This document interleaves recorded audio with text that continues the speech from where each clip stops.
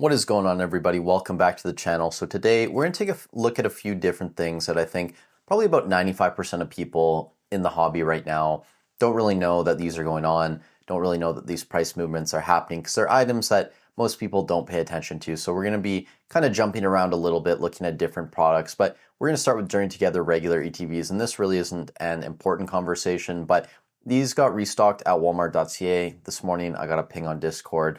And I went to go check, not because I wanted to buy some of these, but I was just curious to see if Walmart has brought their price back down to MSRP. You guys know in Canada, we're paying a lot more through Walmart now. And it's not really due to tariffs. I'm quite confident in saying that because the price is always random. Sometimes it's only like a 10% increase. Sometimes it's 20%. Sometimes it's 35%.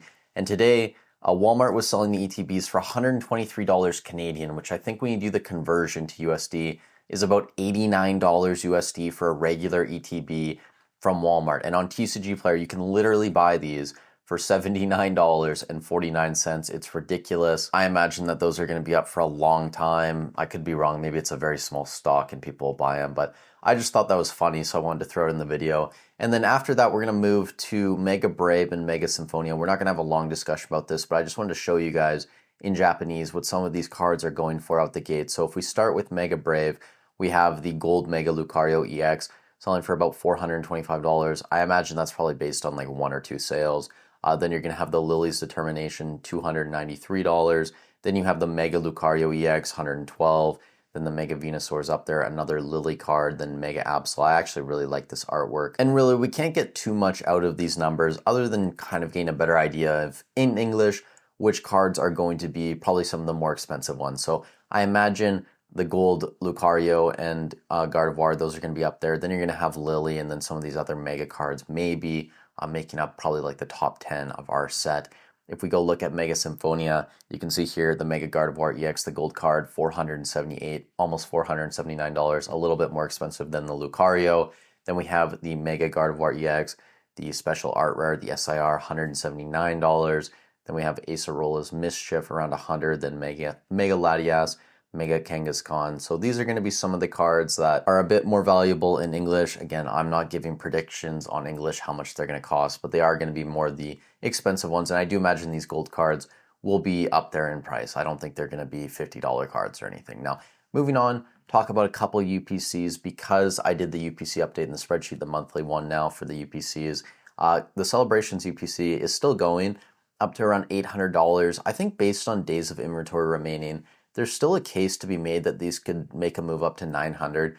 The sell-through rate's still decent on them. I think they're selling somewhere between 3 and 4 per day by now North America, which is pretty solid considering it's like an $800 item. When we compare this to like the sell-through rate of a Fusion Strike box or a Lost Origin box or something like that, they're kind of similar. So I know we talk a lot about liquidity on the channel and making sure that you put your money into items that you can move.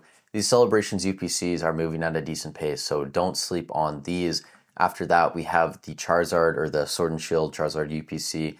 There is two different Sword and Shield UPCs because you have the Zacian Zamazenta one. That was up a few dollars this week. You could go look at the full spreadsheet if you want, but basically every UPC was up, I think, other than the Hidden Fates one, which again on TCG Player hardly ever sells, so that's going to be sitting around 1,300 for a while. But the Charizard one, this was up a decent amount, sitting at $355 now. In terms of inventory remaining, probably going to see these slowly move up over time. I don't think they're going to spike to like 450 anytime soon, but they are making moves, and this is one of the larger movers. And then also the 151 UPC, I mean, this is up to $455 now, about 10% increase over the past month, 15% actually on TCG Player, a fairly large move there. And the sell-through rate on these too is something that I did want to bring up because I don't think people realize this. The regular Charizard UPC, I think, was selling about 7 per day by it now North America. Again, that's excluding sealed cases. So if you add those in, which I think there are probably a couple that sold, you're getting closer to like 8 or 9 boxes selling per day, eBay North America, which is fairly good, right? Especially considering this is $355. The 151 UPC, these were selling about 5.5 boxes per day, which again, for $455, $460 item, that's pretty solid. I will say when it comes to UPCs, these three are definitely the more desired ones and the ones that if you do want to buy UPCs, probably put your money into these. I know some people like the Arceus V-Star one.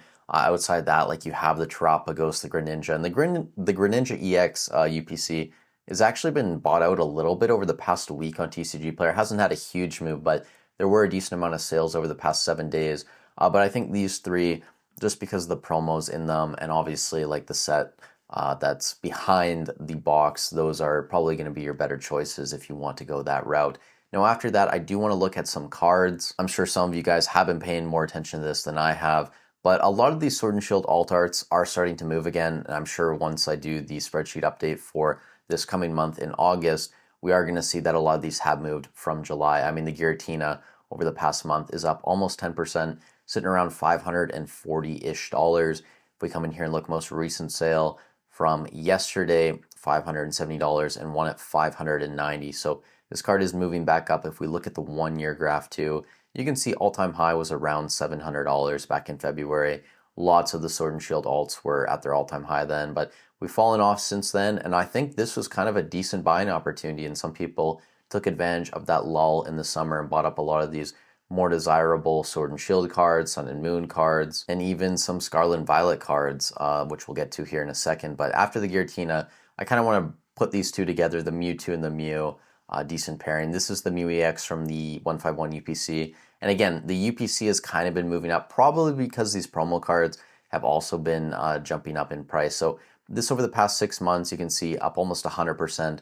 But over the past month, we've moved from around $36 up to around $57. And most recent sales, $66, almost $67 from today. Another one at $65, $65. So consistently a $65 card. That's basically doubled over the past month. Massive growth on this UPC promo card. And you can see here the graph on TCG Player isn't working. That's probably why I had it. The 3-month chart is busted too. That's why I had it on the 6-month chart. But you can see definitely jumping up. Then the Mewtwo, I mean, this was like a $2 card back last year. And since then, it's just been on such a run. Now up to around $32, $33, up almost 1,100% over the past year. But the reason I brought this card up is because over the past month, I mean, this has moved from around $24 up to around $32, which is a fairly significant increase in price. I think the 1-month chart's working pretty decently on this, up almost 37%. So I don't think this is a card too many people pay attention to on a weekly or daily basis even. So I figured I would throw it in this video. And we do have a couple more promos here to end out the video. We have the Snorlax from the 151 ETB. This has jumped up. There's definitely a buyout. People are targeting this. And I imagine this is probably going to push the ETB price up a little bit as well. If they're not over $300, they're probably going to be here fairly quickly. You can see August 12th, 13th, about a week ago, this was a sub $10 card. We're now sitting over $20, so basically doubling within a week, and it is consistently selling at this price every single day. Now after that, we have a couple more promos from Shrouded Fable. We have the Kingdra EX, and these were always very popular promo cards, but they're just continuing to move up. So you can see here, same time frame, August 13th, this was a $40 card. We're now up to almost $70 on TCG Player, and most recent sale, $65 from today, and we also had one at $75. You average those out around $70. A lot more sales around 65 though, so it's probably a little bit lower than that. Either way, you're still up like what, 75, 80% within a week. And the Greninja, not to the same degree, but it's still moving up over the past month, 45% increase, which is large. And this is sitting around $60-ish at this point. Most recent sale, $59.95 from today, $55, another one at $59.94. And I did want to throw in the sealed products of these two because for the longest time, people maybe slept on these longer than they should have, myself included. I mean, Shrouded Fable is just such a bad set. And to be fair, there were better places to put your money. But if you only had like a $100 budget, you didn't have more, you couldn't buy booster boxes from the Sword and Shield era, the Sun and Moon era, maybe you didn't want to buy Paldean Fates ETBs or 151 ETBs. This was probably one of the better items you could have purchased on a budget. If you had $100 last year, you probably could have bought like 3 or 4 of these in the summer, and you're up 200% on the Kingdra one, and the Greninja one's even more than that, 225% almost. So considering Shrouded Fable is a fairly bad set, all things considered, from the Scarlet and Violet era, these products, because of the promo cards, have done very well. And this just goes to show you that there is opportunity everywhere as long as you look. And again, like I recommend buying booster boxes, I recommend buying more expensive items because you need to factor in your time. But just because you don't have thousands of dollars, tens of thousands, hundreds of thousands of dollars to put into Pokemon doesn't mean you can't see very strong returns if you buy the right items. But that's going to be it for the video. Thank you guys so much for watching. If you do want to join the community Discord, I haven't promoted this in a while. There's a link in the description down below. It's free. You can join. Absolutely no problems with that. Come talk about Pokemon, One Piece, just life in general, whatever. Everyone's welcome. Just be respectful to others. Also, if you guys got some value of this content, I'd really appreciate it if you leave a like on the video, subscribe to the channel. Helps out a ton. With all that said, thank you so much for watching the video. Stay safe wherever you are in the world, and I'll catch you in the next one.